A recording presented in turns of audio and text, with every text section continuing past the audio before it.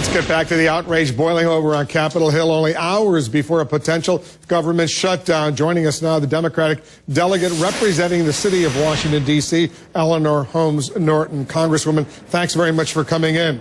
Of course, Wolf. I think it's fair to say that Washington, D.C., a city of a population of about 600,000 people, the only major metropolitan the only major city in the United States that's going to feel the direct impact of a federal government shutdown so dramatically, so powerfully, because it is a federal district. Give any example of what's going to happen if there's a government shutdown. Absolutely, although your viewers will be shocked by what they're about to hear. They know a little bit about taxation without representation. We pay our taxes, don't have full representation in the House and the Senate. But I bet they didn't know that our local budget, without a dime of federal money in it, and we support ourselves almost entirely, has to be sent to the masters in the Congress to sign off on it before we can spend our own local money. Well, listen to this, Wolf. We passed our budget in last spring. The appropriators signed off on it last summer. So why are we in a federal budget fight over their money when it is our money I am talking about? I have forward amendments that said the district can spend its own local funds. What's going to happen in the District of Columbia Saturday, Sunday, Monday if there is a government shutdown? Give me an example or two.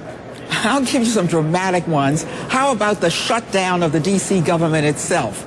Because since the final gavel hasn't fallen on all the federal appropriations, then the district government has now prepared to shut down on Saturday morning just because the federal government is shutting down.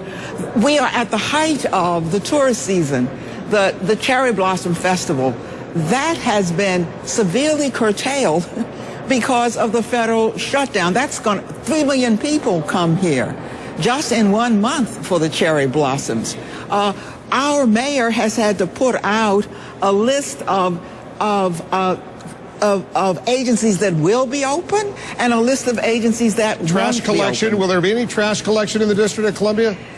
No trash collection, and some residents have started up a Facebook page that says if they close down the District of Columbia, we're carrying our trash to Speaker Boehner's house. You don't support that, do you? I do not. All right, let me just say right here, I do not. But let me tell you, I am only expressing a little of the rage that the tax-paying residents of the District of Columbia are feeling. Well, let me ask you this, Congresswoman, because the Democrats were in control. They had a large majority in the House all of last year. In the Senate, a significant majority. They failed to pass a budget.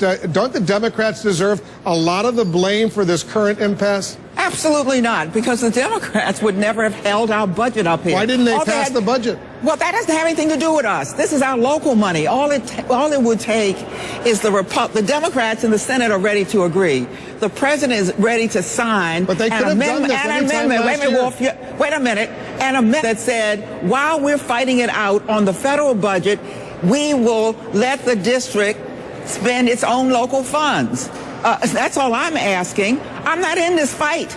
So don't ask me why the Democrats didn't pass the Democratic budget. We passed our budget. Our budget is balanced.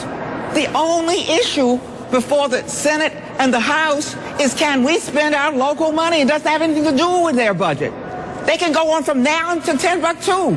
Let us spend our money and don't close down our city because the federal government can't get its act together. I'm with you. This is an outrage, the fact that if there is going to be a shutdown. I'm still hoping there won't be a shutdown, but it's ridiculous when you think about it. When you think about how close they are, it would be a horrible, horrible tragedy because 800,000 people directly are going to start losing their paychecks. And in the District of Columbia, which is, as you point out correctly, taxation without representation, is going to suffer a great deal more than any other city in the United States. Good luck, Congresswoman. Thanks very much. Thank you, Wolf. I feel your pain.